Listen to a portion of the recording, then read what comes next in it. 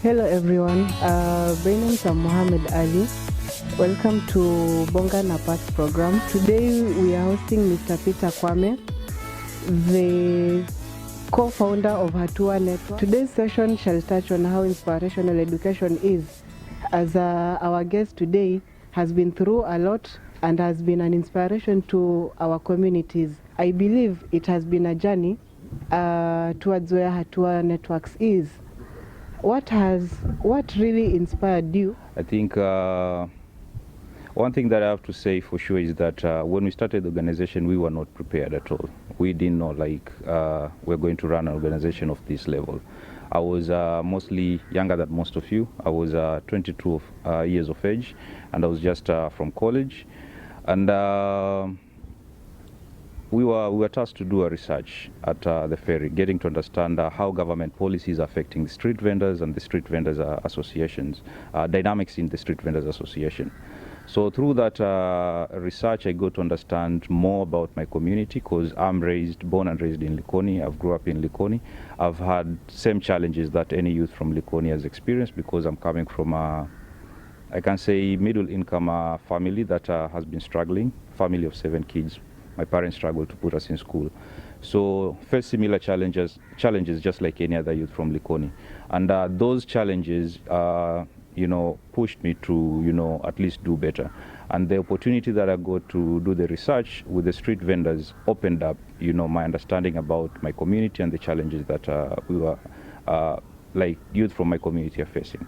One key thing that I came to understand out of the research was that all the vendors that I'd researched with, they wanted to make sure that their kids have a different path in life, not ending up, doing the same things that they've been doing, generation in, generation out. So they all wanted their kids to be in school so that they can get a different profession and do something else and break away from the cycle of poverty. And that was very strong and vivid from all the vendors that we had interviewed. So I remember by the time we were winding up our interview, we needed to do something, just give an appreciation to the families that we had interviewed, because we had been with them for 6 months, doing the interview, and they had opened up in ways that I couldn't imagine. We used to share meals with them, be with them at their kibandas at the ferry, for an entire day, get to understand, their small businesses, and we felt like committed to support them. I felt like if I wasn't the one to help them, then who else will help? Because I could feel their pain, given that I've experienced the same thing. I've been in and out of school. So that pushed us to, find a solution. And my dad is a teacher by profession. He's been a school inspector in Likoni, and his passion to education is unmatched. He's supported a lot of kids from the community to access education. And when I went back to him, asking for advice on, what's the best support I can give to these families who all wish that their kids could be in school, was like, if you can, raise money and keep them in school, that will be the best thing to do. So that was the challenge where it came from. So I was lucky. During the research, I was paired with a student from US, Gabriel Fondila, who happened to be my co-founder. We decided to raise some money so that we can keep these kids in school. So we started by, funds that were given, from family members, Gabi's family members, my family members, and we raised 57,000 Kenya shillings. And that was enough to take 7 kids to school. So that is how we started. That challenge I faced, the struggle I saw in my community, and the passion to at least give these people a different path in their life, yeah. Indeed, that is really inspiring. I'm curious to know, apart from the Kwame we know, the CEO, the executive director, how has your personality contributed towards the success of Hatua, the one we hear nowadays? Thank you. I think, Mohammed, you've known me for quite some time, and you know the kind of person I am, my character traits and all that. But I can say how I've personally contributed to the success of the organization is that growing up in Likoni, my entire life, I have a good understanding of the challenges that any youth faces in Likoni. So the way we designed the program was basically more of my experiences and, you know, the understanding I have of my community and the challenges youth are facing from my community. So that has been heavily, I can say, used in the designing of the program. Because something else that we did, you know, like while we were designing the program, we did not have, you know, the entire picture of a 10-year program, how it's going to unfold. But, you know, every year, you know, given the challenges that are facing, I could relate back to, you know, the opportunities that I missed and what I wish I could have at that particular time, and we designed the program in that. So I can say my experience have been a huge resource to the development of our programs as a whole. And I can say another trait is my understanding of my community. You know, I can relate well with the community. I can interact well with the local administration, you know, the village elders. These are people who've seen me growing, you know, as a kid, you know, to who I am. And when they see me, they don't just see the CEO, like the director of Hatua, you know. They call me by names that you don't know. You know, Chidimo, because that's what they used to call me when I was a little kid, you know, running in our neighborhood. So they'll call me names, Mwakidisa, you know, like, because they know me at that personal level. And I can say one thing that I really appreciate from these village elders and the local administration is the counsel that they give me, because these are people who have a vast understanding of, you know, the challenges that we face. And when I can give them an ear, I can listen to them, you know, go for them, you know, for counsel. That is what I really appreciate. So, like, always welcoming, you know, people older than me, people who've had much further experience than I have. That is what has, you know, helped us, you know, as well succeed as an organization here. And I can also say the ability for me to, you know, to interact with people of all levels. When you see me in Likoni with the street vendors that we had interviewed 10 plus years ago, you know, we interact just like, you know, any other person. Like, there is no difference gap, you know.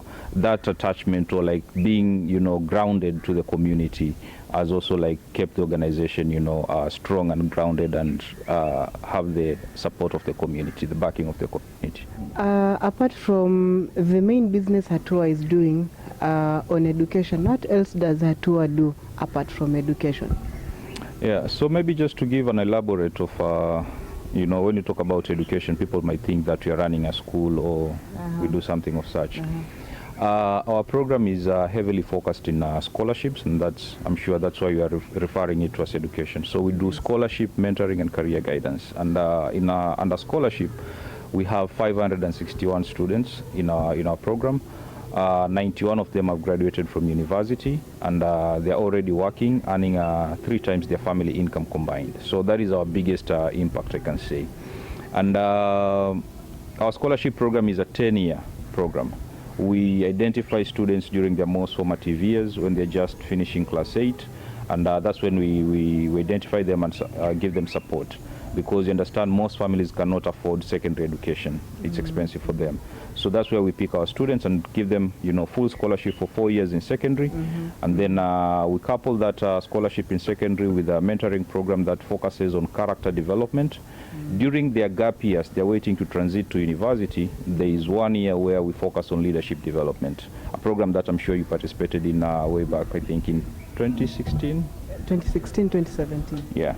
And during that program, what we normally do is that we identify a topic and train the beneficiaries on that topic so that they can go train their peers. And each year we reach around 5,000 to 8,000 youths with a message either on civic education, financial literacy, reproductive health, and sexuality. We talk about different topics. Once they transit to university, we spend a little time with them, because most of them will travel across the country to, you know, join their university. And at that time, our mentoring program focuses more on professional development, where we pair them with individual mentors who are in the same field that the student is pursuing, with the hopes that after 4 years, they'll be introduced to the profession where they'll have built their network and they can easily transit into the workforce. And that's why we have a good success rate. 1 year after graduation, all our alumni have an employment, and they're earning 3 times their family income combined. So I can say it's not only scholarship, but these are the programs that support the students to excel at workforce. So apart from the scholarship program, we have the mentorship program that is a huge success, like brings about the huge success we have in our students. And then we also have a library program, which is open to the community. We have a central library in Likoni, and we are opening up a central library in Nyali next year. And then we have other community satellite libraries in schools. So in total, we have 11 libraries. And this library is our entry point to the community. These are libraries that are open to anyone from the community. They can come in, access all the learning materials, information that we have at the library. So at least we're providing a conducive learning environment for those who do not have, a place to study. Because you understand, most kids are coming from small houses, squeezed houses, with many family members, and, getting a decent time to study, it's a problem. I'm sure you can relate. When you study late at night and you're using kandili, ile mama nakwambia mafuta amepanda bei, wanazima kandili. So you have to switch it off. And so those kind of struggle are what, pushed us to make sure that at least you're providing an environment where everyone can come and access, educational resources. Okay. So you touched more of some other programs, but we know in Kenya, when we talk of Momoso in Coast Region, we cannot avoid talking about issues or touching politics, issues touching radicalization. Are there such programs? Yeah. So during the leadership program, that's where we focus on such kind of programs. They are not, I can say, they're not an extensive program where we want this youth to take a part in that, but at least they get some know-how or they get some knowledge so that they can make informed decision. So we've heard about, we do sessions on civic education that is like broad, like we talk about the government, we talk about, politics and all that. We have issues to do with entrepreneurship, where we talk about, entrepreneurship from all levels.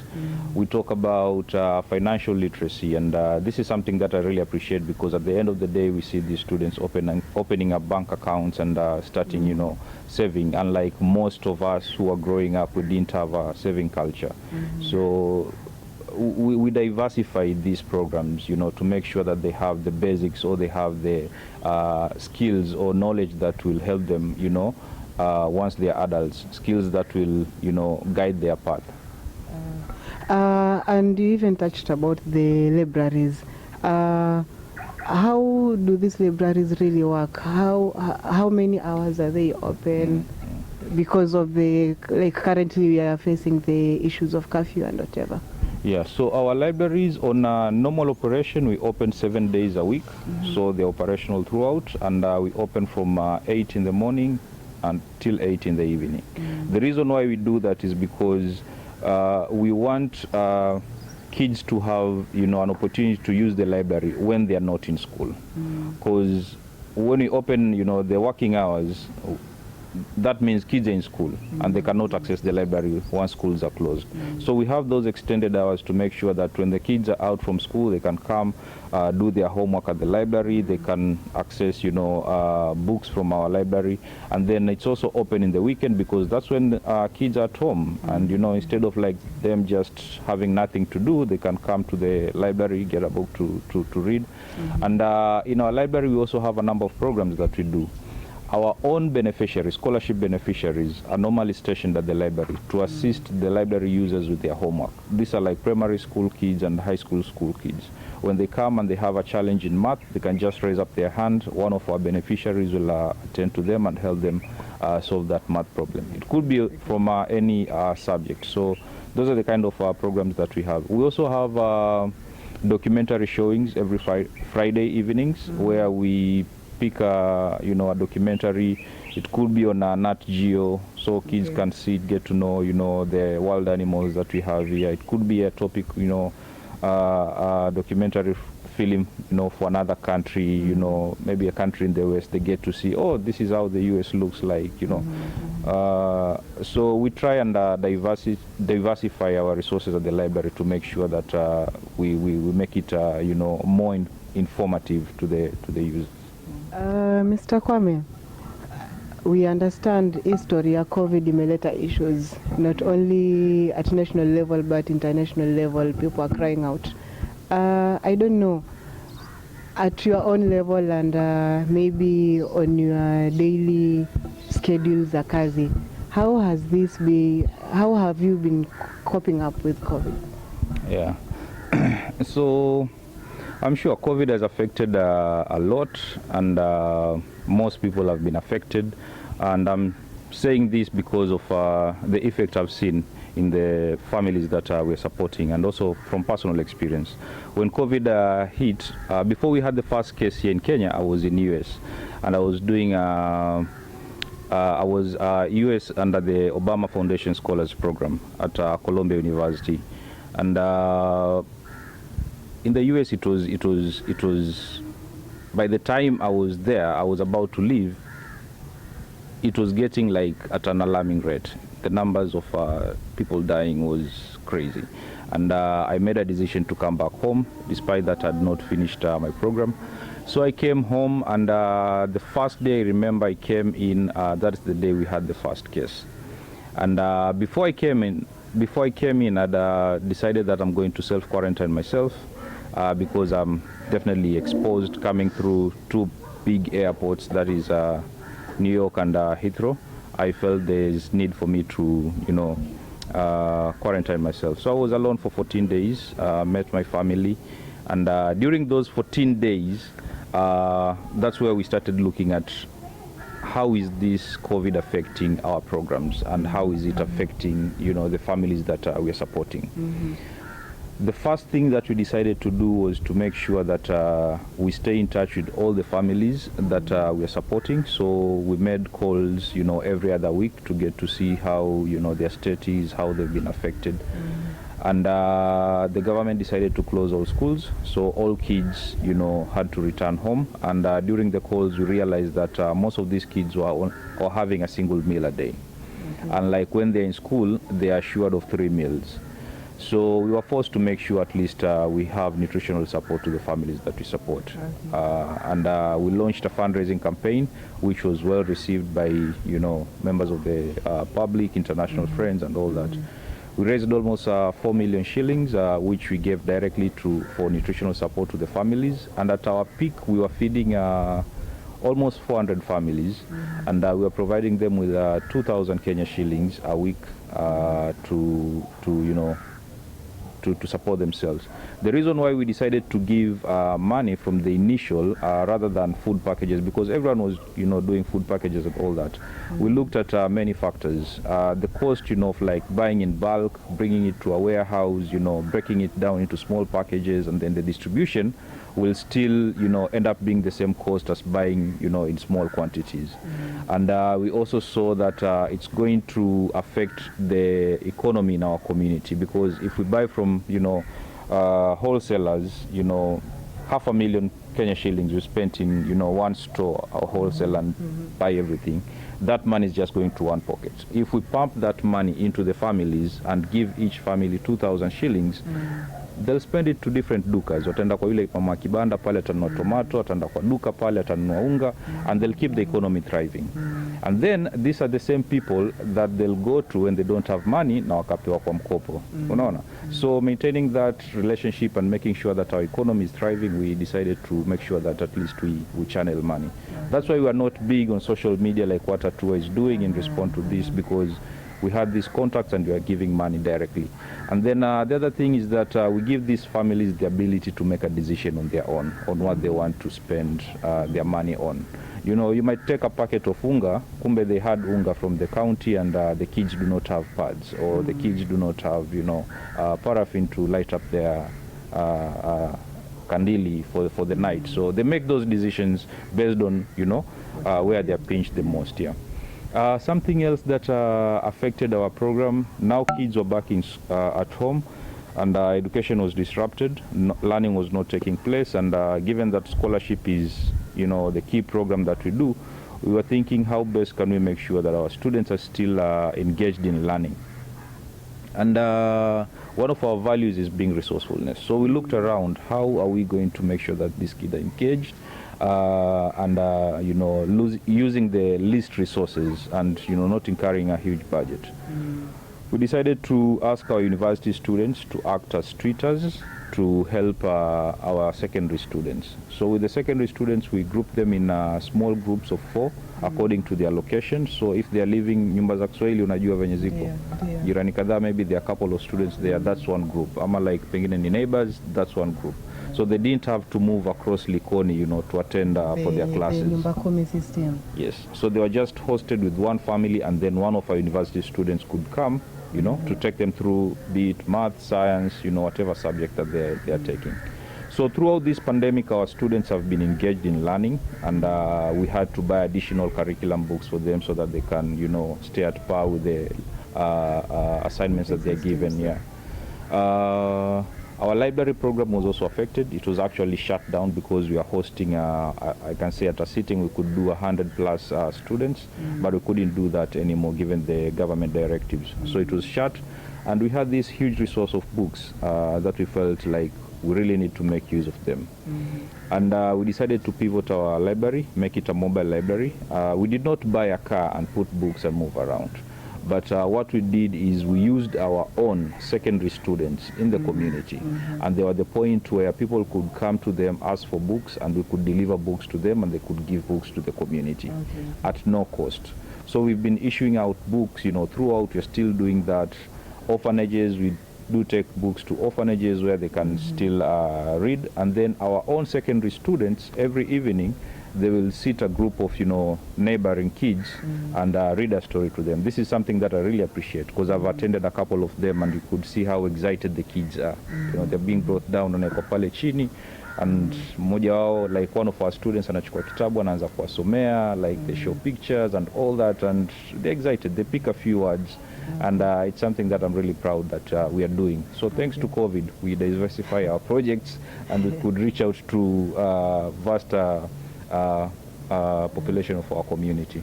Yeah. You've mentioned something earlier about your being a scholar on African Fellow 2018 and in Colombia.